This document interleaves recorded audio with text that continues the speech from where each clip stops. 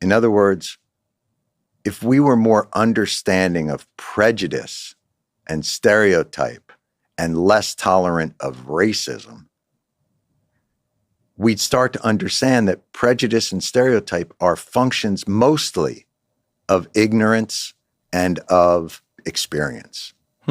Racism is malevolent, right? But the other is way more natural. But we react as though it might metastasize immediately. Yes. And so I think we throw up barriers to each other in a way that we're crossing the street before we have to. And the anger that engenders is part of what builds, I think, those walls.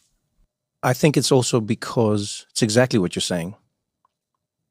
But again, more than most countries in the world. Yeah. And I think it's starting to spread now because of social media.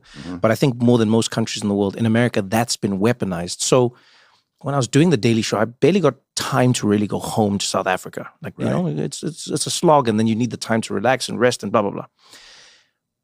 But now that I've had more time to go back and just like pop back, Right.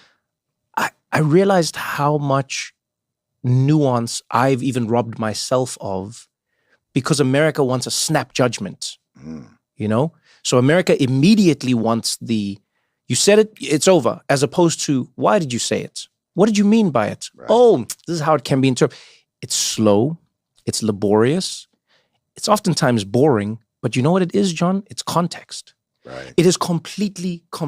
Did you just do young man? It's context. You just did a callback. But you just walked us around the park to where we started. For God's sakes. I think that's right. Yeah, and I've noticed. And grace.